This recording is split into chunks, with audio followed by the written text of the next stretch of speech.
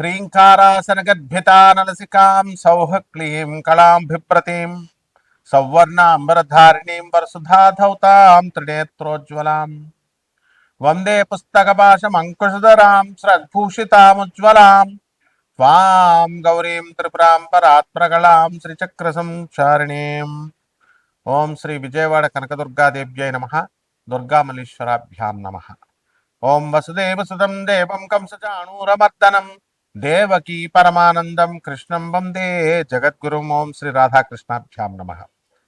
మనందరికీ కూడా ప్రేక్షకులకి, ఫాలోయర్స్కి, మన ఛానల్ని ఆదరించినటువంటి వాళ్ళకి, మన అభిమానులందరికీ కూడా ముఖ్యంగా నూతన సంవత్సర శుభాకాంక్షలు. 2026 పరాభవనామ సంవత్సరం ఫస్ట్ పాయింట్.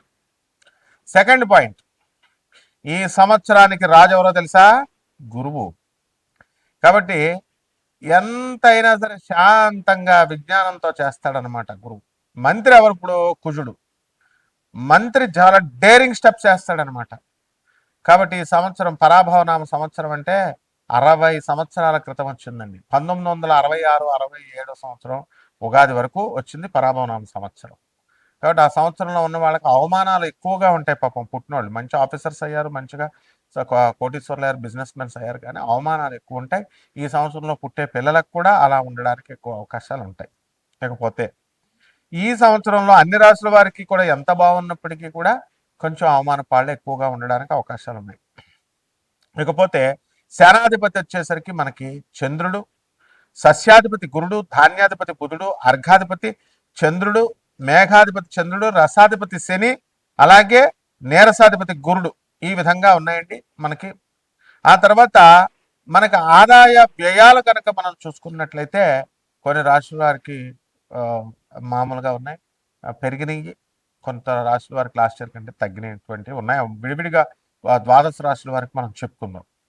అయితే ముఖ్యంగా మనకి ఈ 2026 సంవత్సరం ఉగాది నుంచి మళ్ళీ 2027 సంవత్సరం ఉగాది వచ్చేంత వరకు కూడా మనకి 12 రాశుల వారికి జాతకాలు ఏ విధంగా ఉంటాయో ముందు తెలుసుకునే ముందు గ్రహ స్థితిగతులు ప్రధానమైనటువంటివి మనం తెలుసుకోవాల్సినటువంటి అవసరం ఉంది. దాంట్లో భాగంగా రాహు నవంబర్ 25, 2026 సంవత్సరం వరకు సింహరాశిలో ఉంటాడు. అదేవిధంగా కేతు మనకి ఈ యొక్క సింహరాశిలో కేతు ఉంటాడు, రాహు కుంభరాశిలో ఉంటాడు.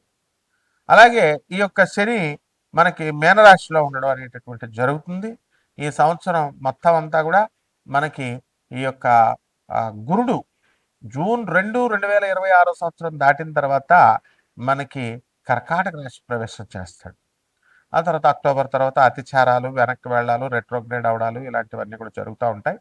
అయితే మిగతా గ్రహాల యొక్క చిన్న గ్రహాలు రవి, కుజ, శుక్ర, బుధ గ్రహాలన్నింటినీ, చంద్రుడిని, వీటిలన్నింటినీ మనం పరిగణలో తీసుకొని మనం ఈ యొక్క ఉగాది జాతకాలు మనం చెప్పబోతున్నాం. ఒక్కొక్క రాశి వారికి ఏ విధంగా ఉంటుందో మనం చూద్దాం. ముఖ్యంగా ఇవన్నీ కూడా కోటాను కోట్ల మంది కామన్ ప్లాట్ఫారం మీద చెప్పబడేటటువంటివి కాబట్టి స్కెలిటన్ ఐడియా 90% వరకు మీకు అప్లై అవుతాయి. అండ్ వ్యక్తిగత జాతకాలు అనేటటువంటివి చూడాలంటే మీ యొక్క డేట్ ఆఫ్ బర్త్లో ఇవన్నీ కూడా ఉండాల్సినటువంటి అవసరం ఉంది టైం. సో అటువంటి వాళ్ళు తప్పకుండా మీకు కావాల్సినటువంటి వాళ్ళు మనం సంప్రదించవచ్చు. మనం నాన్ కమర్షియల్ బేసిస్తో మనం చెప్పడం అనేటటువంటి జరుగుతుంది. బాగుంది అంతవరకు. ఇక 12 రాశుల వారికి ఒక్కొక్క రాశి వారికి ఏ విధంగా ఉందో ఈ సంవత్సరం అంతా కూడా ఉగాది నుంచి నెక్స్ట్ ఉగాది 2027 వరకు మనం చూద్దాం. మిథున రాశి. ఈ మిథున రాశి వారికి అందరికీ కూడా ఈ పరాభవనామ సంవత్సరం అత్యద్భుతంగా ఉంది. ధన అనేటటువంటిది బాగా పెరిగిపోతుంది జూన్ 2, 2026 సంవత్సరం నుంచి. విదేశాలకు వెళ్ళాలనేటటువంటి కోరికలు ఉన్న వాళ్ళకి వాళ్ళ కోరికల కోసం ప్రయత్నిస్తూ ఉంటారు. అలాగే తప్పకుండా మీ యొక్క కోరికలు తీరడానికి చాలా అవకాశాలు ఉన్నాయి.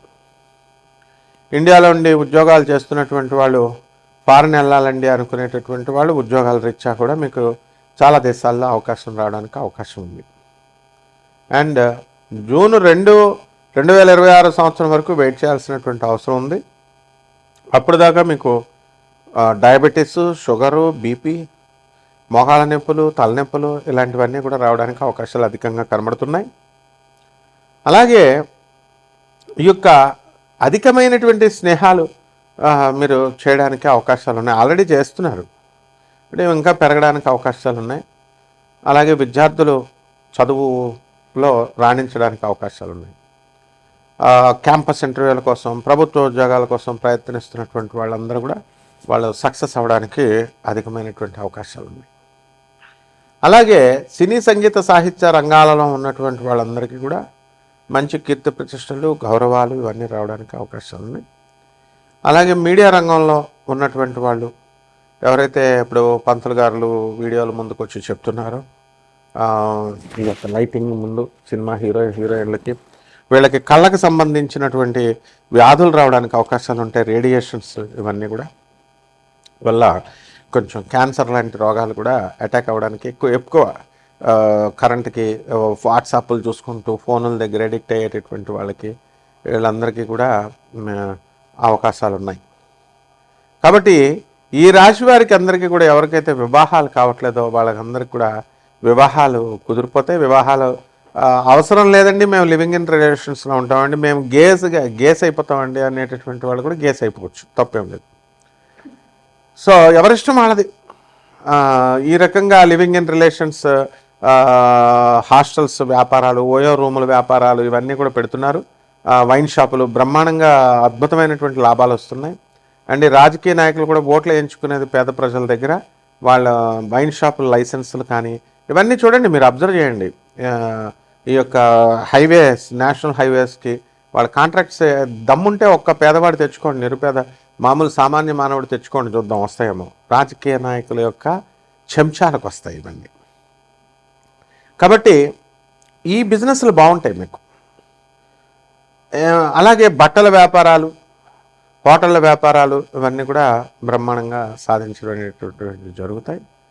అండ్ ఈ సాఫ్ట్వేర్ ఇంజనీర్లు కూడా చాలా అద్భుతంగా రాణించడానికి అవకాశాలు ఉన్నాయి. వైద్య రంగంలో ఉన్నటువంటి వాళ్ళు, చార్టెడ్ అకౌంటెంట్లు, రైతులు వీళ్ళంతా కూడా బ్రహ్మాండంగా సంపాదించడం, లోన్లు తీర్చేయడం ఇలాంటివన్నీ కూడా జరుగుతాయి.